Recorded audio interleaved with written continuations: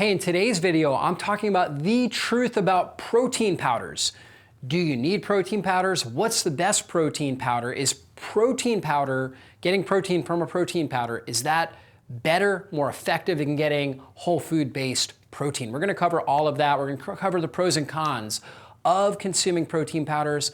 What's the best protein powder for your particular health goals as well? And so when we look at protein powders, right, big thing that I look at is, are we using that protein powder to increase muscle protein synthesis? For example, are you consuming that protein powder after a workout? Are you trying to increase your overall muscle tissue? And in general, I think that should be one of our main goals when it comes to the way that we eat in general. And I'm a fan of a higher protein diet, and in particular, getting enough leucine, which is the key branch chain amino acid that has to do with muscle protein synthesis.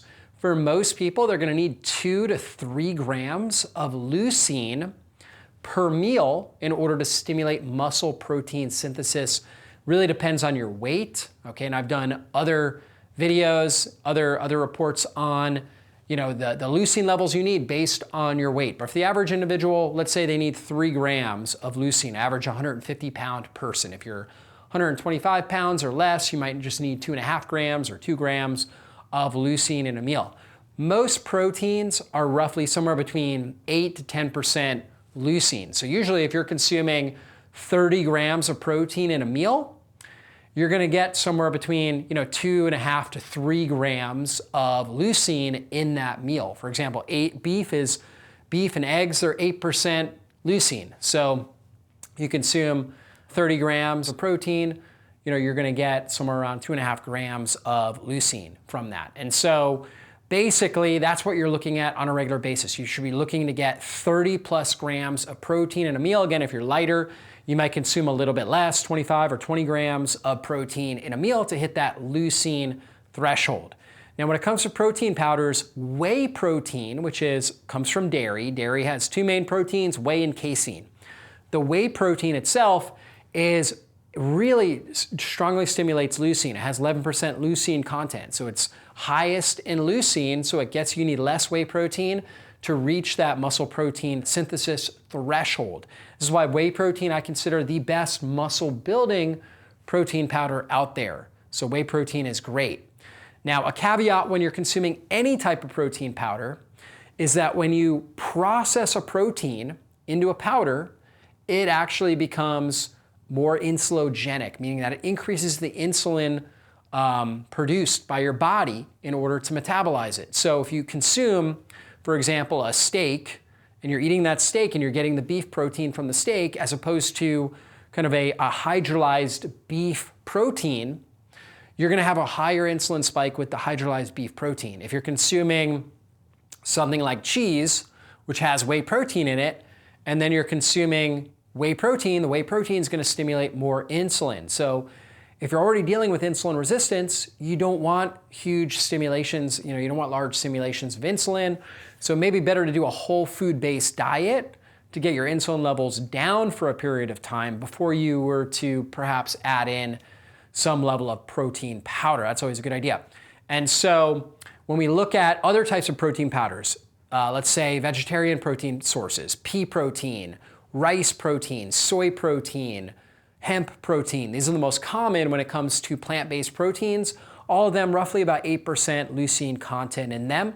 So pretty much equivalent to the protein sources like egg and beef, okay? Not quite as much as the whey protein. So when it comes to, if your goal is muscle protein synthesis, the best protein powder is whey protein. I recommend getting it from an organic, ideally a grass-fed, like a New Zealand grass-fed whey protein, which is a common one out there.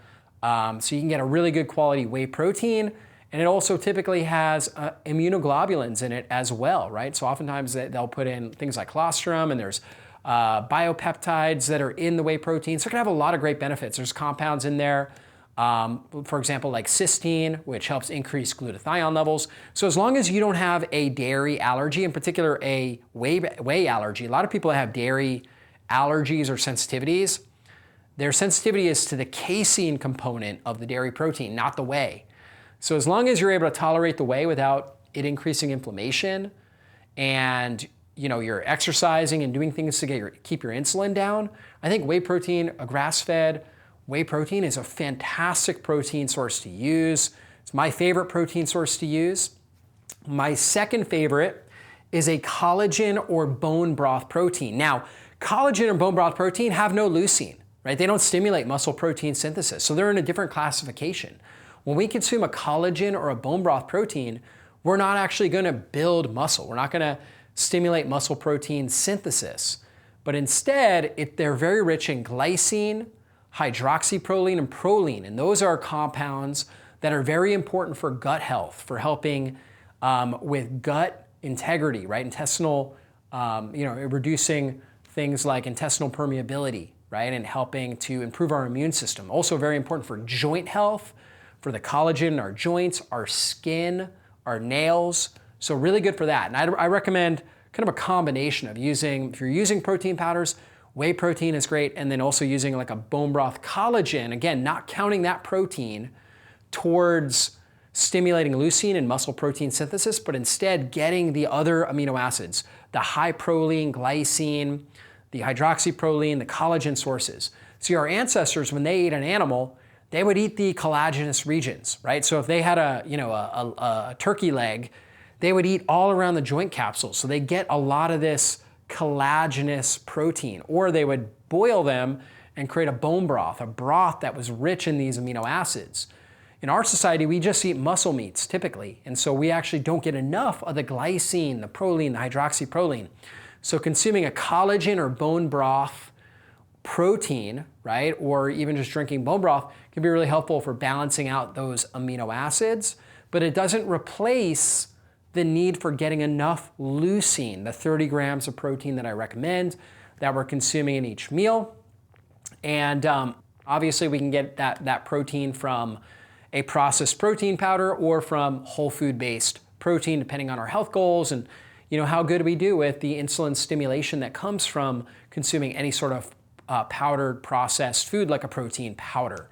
So that's key to remember. Now, what's better when it comes to different types of plant proteins? It's going to be really dependent upon how your body metabolizes these things. So soy, we know, has phytoestrogens in it. Definitely don't recommend soy for males, right? There is some research showing that possibly like an organic soy for females can be beneficial. Never get conventional soy because it's going to be high in pesticides, herbicides, things like that. If you're going to do soy, always get it organic. For some individuals, they do really poorly with rice protein. Others do fine with it. For some, they do great with a hemp protein or with a pea protein. So if you want to use a vegan-based protein, find the one that works best for you. I think you can do great with just a whey protein and a collagen bone broth protein, kind of that combination, if you're using protein powders, right? Again, that comes down to the question. Do you want to use a protein powder or you just want to get your protein from whole food-based sources? But if you're going to get a protein powder, I really like whey protein, I really like collagen bone broth protein. Plant-based proteins are fine, especially if you're sensitive to the whey. Then I could see for sure using either an egg protein if you're able to tolerate egg, or a beef protein, or using a pea protein, hemp protein, rice protein in order to get the leucine levels, the leucine content that you need. Now, rice protein itself is not a complete protein, so you'll see it oftentimes mixed with like a pea protein or a hemp protein or something like that to create the complete protein and to get enough of the branched chain amino acids. So you'll see that as well. And that's something to remember. With plant proteins, always as much as possible, getting them organic, I think is a really good idea. And a lot of times what you'll see on certain formulas, especially if they're medical grade formulas, is they'll actually add in a whole bunch of amino acids. So they'll actually add in additional amino acids in order to get the leucine levels up, perhaps, or to get glutamine levels up. Glutamine, we know, is really good for helping heal and seal the gut. So for some medical-based formulas that practitioners are using, they'll actually add in additional ingredients, different things that perhaps help with liver detoxification, different amino acids that help support and heal the gut, that help to support lean body tissue. So there are a number of different formulas out there. Again, there's these medical grade formulas, there's whey protein, plant proteins, collagen bone broth proteins, and they're gonna have different unique benefits to each of them. Another thing that you may see out there as well is amino acid blends, essential amino acid blends or branched chain amino acid blends. I recommend if you're going to get an amino acid blend, which I personally actually use, and I use it with my children too who are athletes, I recommend an essential amino acid blend, not just a branched chain amino acid blend. Branched chain amino acids, there's 3 of them. Leucine, like we talked about earlier, very, very important. Valine and isoleucine. Those are all very important, but when it comes to essential amino acids, there's a whole bunch of different essential amino acids that we want to get, and you can find a whole blend called a essential amino acid blend. And so you could take that in water, and those are free-form amino acids. So they're really good because they bypass the digestive system, go right into the system, are great for energy and stimulating muscle protein synthesis. So great if you're doing a workout fasted, they can help improve the workout. Or if you're after your workout and it's gonna be a little while before you eat, taking something like that will help improve muscle protein synthesis. Also, if you're an athlete, and you do best when you're performing athletically on a fasted stomach. Like you don't want to have eaten, at least with several hours before your workout. But then during your performance, let's say you're playing soccer and it's a 2-hour game or something like that, or basketball, you want something to help replenish your system. Electrolytes are great, but amino acids even better, right? So adding in some essential amino acids in that case can be really, really helpful. So I find the essential amino acid blends great for athletes, great for people that are living very active, healthy lifestyles, and then also for individuals that perhaps are older, not getting enough protein in their diet, and are struggling with producing enough stomach acid and struggling with digestive health in general. They can utilize these essential amino acids, get them into their system so they can stimulate muscle protein synthesis because it's hard for their body to get the protein from the food that they're consuming. So for these individuals, I'm a huge advocate of essential amino acids. They can be life-changing for these older individuals that have digestive challenges and overall health challenges. So those are reasons why we want to use protein powders. Those are reasons why we might want to use essential amino acids. Again, you have to weigh out, is the insulin elevation from the protein powder worth it? If you're living a very active lifestyle, if you're working out regularly, you're really trying to build muscle tissue, I think it's fine to have some level of insulin stimulation, particularly after your workout from a protein powder. I think that's totally fine. I think it can be all part of a healthy lifestyle. If you're somebody that's not exercising, that maybe has struggled with insulin resistance, that is not very active in general, and you're thinking about adding in protein powders, I don't think it's the best idea. I think for that sort of individual, I think getting a whole food-based high protein diet is more beneficial. Okay, again, the caveat being if you're very compromised digestively, if you have trouble putting any sort of weight on, if you're looking very, very thin, very lean, low stomach acid, when you eat protein you don't feel good, then using something like an essential amino acid mix and/or using protein powders can be really, really beneficial. So hopefully that clears up the confusion on the truth about protein powders.